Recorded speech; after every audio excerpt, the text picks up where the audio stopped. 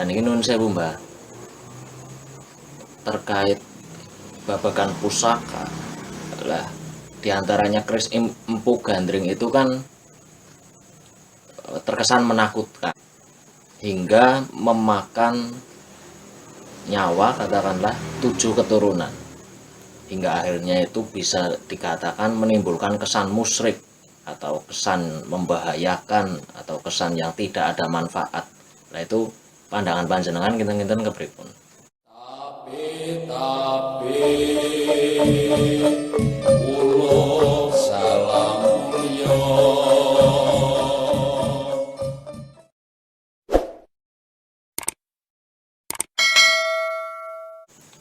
Om wilahing jati nuhuni hajat-hajat leluhur Nusantara, tapi uluk salam mulia.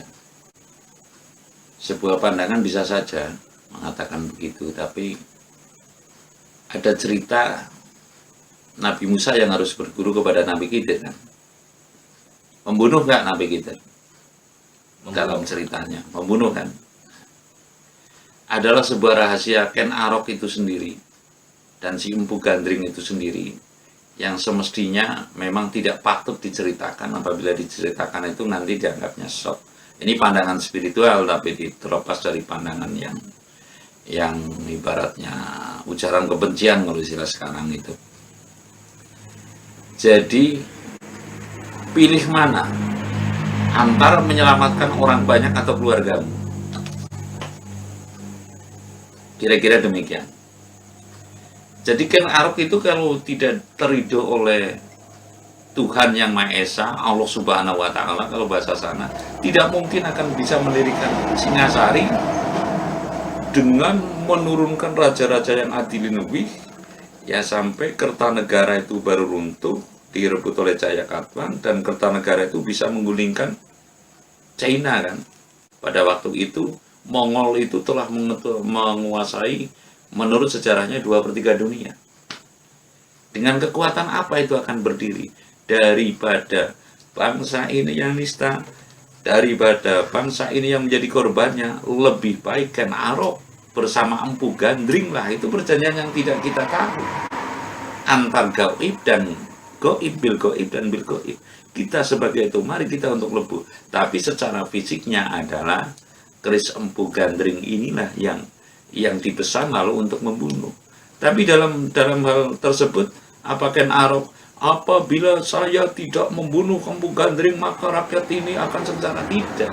Karena di situ justru a priori namanya ria, beribadah yang ria, beribadah ibaratnya dengan tujuan yang baik tapi diketahui oleh orang banyak. Nah ini termasuk nilai-nilai pamali juga bagi orang yang mengetahui. Biarkan hanya saya yang tahu dengan Empu Gandring. Empu Gandring, siapa yang mengerti perjanjian pada saat itu kan? Wis Ken Arok, daripada saya ibaratnya mengorbankan ini menjadi jajahan Mongolia, lebih baik kita sebagai korbannya. Nggak ada yang tahu kan? Seperti Pak Harto dan Pak Karno, dikiranya itu adalah saling membenci. Sebenarnya di dalamnya itu tidak. Kalau di dalamnya itu ibarat bil goibnya ini saling membenci, tidak mungkin Pak Harto akan bisa sembadakan pangan Indonesia sampai dengan tingkat dunia gitu loh. Jadi ini yang manusia itu belum mengetahui laksana Nabi Musa berguru kepada Nabi Khidir kan. Ketika ditanya ilmumu belum sedikit pun dibanding dengan umatku yang namanya dan kekasihku yang namanya Khidir, maka si Nabi Musa ini berguru ke Khidir, bingung gitu loh, bingung kan Nabi Musa, Nabi yang gagal dalam perguruannya ya Nabi Musa lah. Untuk menjaga yang demikian sehingga antara Ken Arok dan Empu Gandring cukuplah beliau yang mengetahui begitu loh. Ketika itu Singosari bisa menumbangkan Mongol, siapa yang tahu itu loh atas rahasia itu. Saya rasa itu adalah pandangan yang ibaratnya musyrik dan sebagainya, itu ya kurang tepatlah apabila kita tidak mengetahui lebih dalam akan guna dan manfaatnya pengorbanan Empu Gandring itu. Dan Ken Arok itu sendiri kan rela berkorban sampai turunannya daripada rakyat ini menderita. Saya rasa begitu. Terima kasih. Nandana rasa katurisi kan ing